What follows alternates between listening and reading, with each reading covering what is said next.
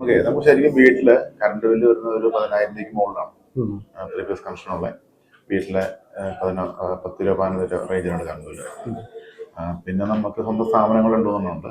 അപ്പോൾ നമ്മൾ ഓൺലൈൻ ചെയ്യുവാണെങ്കിൽ നമുക്ക് എന്തൊക്കെയാണ് ഇതിന് ഗുണം കൊണ്ട് കിട്ടുക, എല്ലാ മാസവും ഒരുപോലെ അതിനകത്ത് കറണ്ട് ബില്ല് കുറവ് കിട്ടുമോ, ഇത്ര കാര്യങ്ങളൊന്ന് പറഞ്ഞുതരാം. നമുക്ക് മെയിനായിട്ട് വരുന്ന സാറിന്റെ ഇലക്ട്രിസിറ്റി ബില്ല് ബൈ മന്ത്ലി, അതായത് 2 മാസം കൂടുമ്പോൾ അറൗണ്ട് ഒരു 10,000 ചിലപ്പോൾ ഒരു 12,000 വരുന്നത്. നമുക്കൊരു 10,000 രൂപ വരെയുള്ള ഇലക്ട്രിസിറ്റി ബില്ല് വരുന്നതിന് നമുക്കൊരു 5 കിലോ വാട്ടിന്റെ സിസ്റ്റം മതിയാവും. 5 kilo watt on grid system ചെയ്യുന്നത്. സാർ പറഞ്ഞപ്പോൾ വീടല്ലാതെ സാറിന് വേറെ കൊമേഴ്ഷ്യൽ ബിൽഡിംഗും എല്ലാം ഉണ്ടെന്ന്.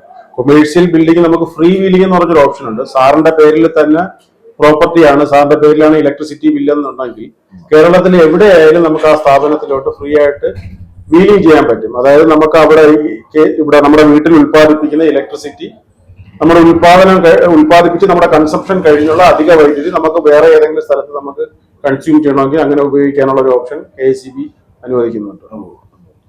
നല്ല പീക്ക് ടൈമിൽ ദെൻ ഇതൊരു മഴ സമയമാകുമ്പോൾ അത് കുറഞ്ഞ് ചിലപ്പോൾ ഒരു 3-3.5 കുറയുകയും ചെയ്യാം. അത് നമ്മൾ depend upon the site condition and climate condition നമ്മൾ എങ്ങനെയോ അത് മെയിൻറ്റെയിൻ ചെയ്യുന്നതനുസരിച്ച് പാനലൊക്കെ കൃത്യമായിട്ട് ക്ലീൻ ചെയ്ത് കഴിഞ്ഞാൽ നമുക്ക് ഇപ്പോഴത്തെ ഒരു ടെക്നോളജി ബേസ് വെച്ചിട്ട് 4-ന് മുകളിൽ ഒരു 4.5-5 യൂണിറ്റ് വരെയൊക്കെ ആവറേജ് നമുക്ക് കിട്ടാൻ സാധ്യതയുണ്ട്. Depend upon the site condition.